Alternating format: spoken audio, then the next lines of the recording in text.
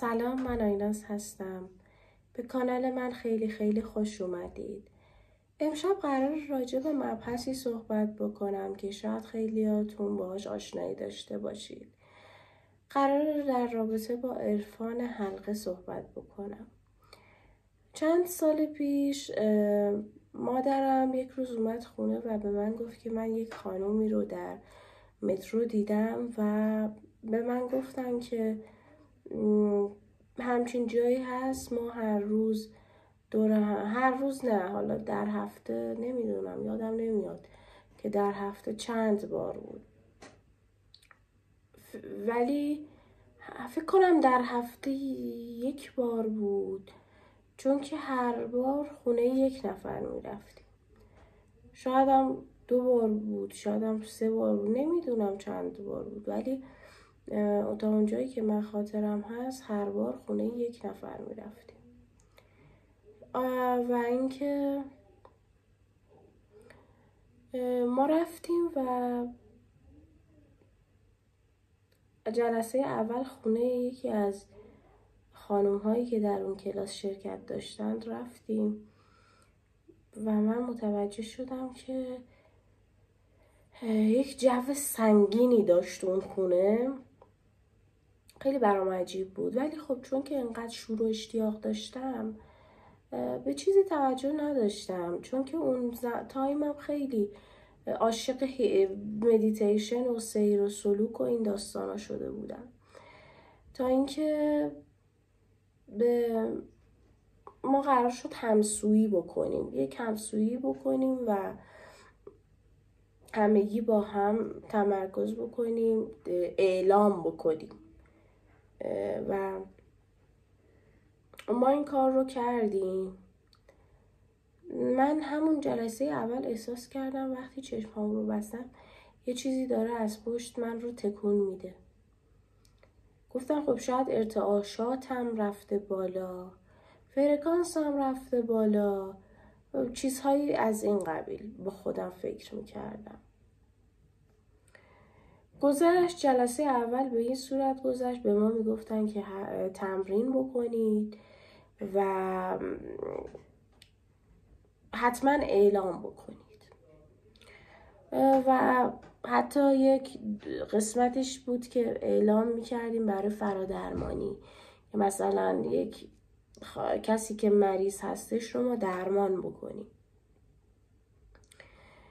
خلاصه که اینها میگفتن که هرچی تابلوی قرآنی آیت الکرسی اینا دارید باید بیرون بندازید، نمیدونم هر چیزی که مربوط به قرآن نباید تو خونه هاتون نگه دارید و خلاصه خیلی از این حرفا میزدن. ما هم گوش میدادیم دیگه، چیزی نمیفهمیدیم که اون زمان ما اطلاعی از چیزی نداشتیم، تا اینکه این جلسات ادامه پیدا کرد. من یک سری خوابای عجیب میدیدم، وقتی که مدیتیشن میکردم یک سری تصاویر خیلی عجیب میدیدم. وقتی میگفتم به استادم میگفت غیر ارگانیک ها بودن، یک جوری این غیر ارگانیک ها رو برای ما جذاب نشون میداد که یعنی ما میگفتیم خدا کاش که غیر ارگانیک ببینیم، کاش دوباره این غیر ارگانیک ها بیان به ما یه سری بزنن. خلاصه که متاسفانه ما رو درگیر این موضوعات کردن و اینکه یکی از دوستان بهم گفته بود که من مادرم استاده توی این زمینه عرفان حلقه و میخوای بیا پیش ما اینا. بعد از یکی از دوستان شنیده بودم که وقتی که خونه اون خانم بودن، مادر دوست من بودن، یک دفعه یک پسر بچه کچل از توی کمدشون اومد بیرون و بدو رفت. هیچی دیگه آقا. این چیزها رو خیلی شنیده بودم از هم دوره‌ای هم که مثلا دست و پاشون کبود میشد، خیلی اوضاع بدی داشتن. منم که احساس میکردم که یک بار توی همسویی که داشتم میکردم احساس میکردم که یه چیزایی داره توی اتاقم تکون میخوره، یه سری اتفاقا داره میفته و بلند شدم و گفتم من از تو نمیترسم فلان و این داستانهای بچگونه. و اینکه اونجا شروع ماجرا بود، اونجا شروع عذابهای من بود، عذابهایی که من کشیدم، شروع همه چیز از اون. یعنی ای کاش که هیچ وقت به اون کلاس نمی رفتم، ای کاش که هیچ وقت به اون کلاس نمی رفتم. تایمی رسید که من داشتم استحمام می کردم و احساس کردم که یه کسی داره به در میزنه، یه کسی داشت به در میزد. من هم رفتم و گفتم بله، فکر کردم حالا یا پدرمه یا مادرمه یا یکی از خانوادم هستش. بعد دیدم یه صدای عجیبی داره میاد، یکی داشت اسممو صدا میزد. من گفتم خلابات بابامه. هرچی بودم بابا تویی؟ ترسیدم.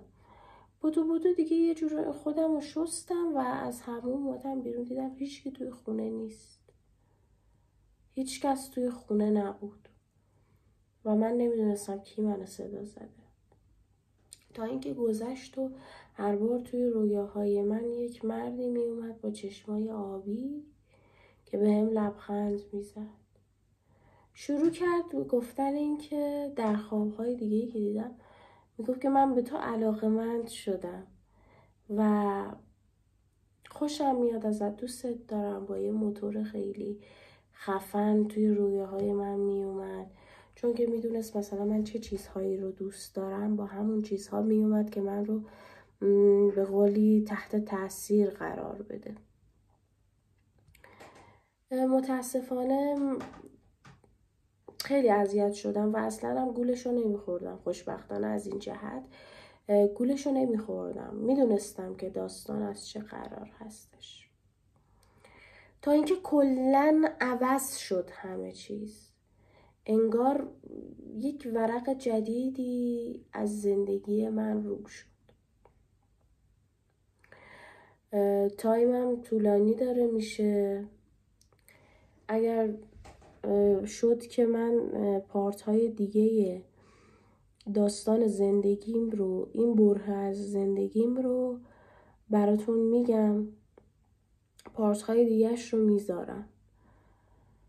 شاید برای شما هم جالب باشه که چه اتفاقاتی افتاد توی این کلاس کذایی عرفان حلقه. دوستتون دارم. اگر خوشتون اومد لایک بکنید، نظراتتون رو بگید، کامنت بذارید.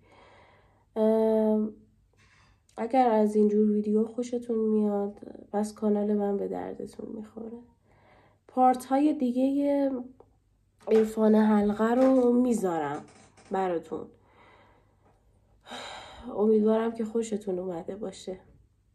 خدا نگهدار.